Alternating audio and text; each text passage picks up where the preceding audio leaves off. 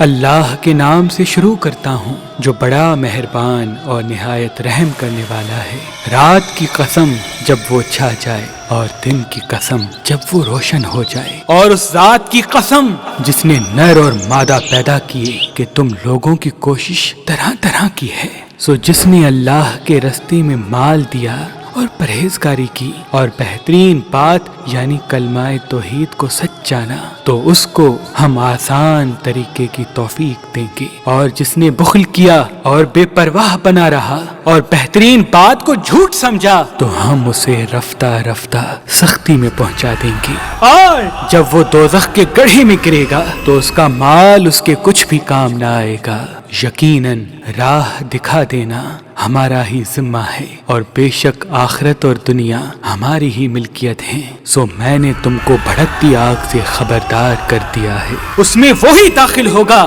جو بڑا بدبخت ہے جس نے جھٹلایا اور منہ پھیرا، اور جو بڑا پرہیزگار ہے اس سے بچا لیا جائے گا۔ وہ جو اپنا مال دیتا ہے تاکہ پاک ہو، اور اس لیے نہیں دیتا کہ اس پر کسی کا احسان ہے جس کا بدلہ اتارا جائے، بلکہ اپنے رب اعلیٰ کی رضامندی حاصل کرنے کے لیے دیتا ہے، اور وہ عنقریب خوش ہو جائے گا،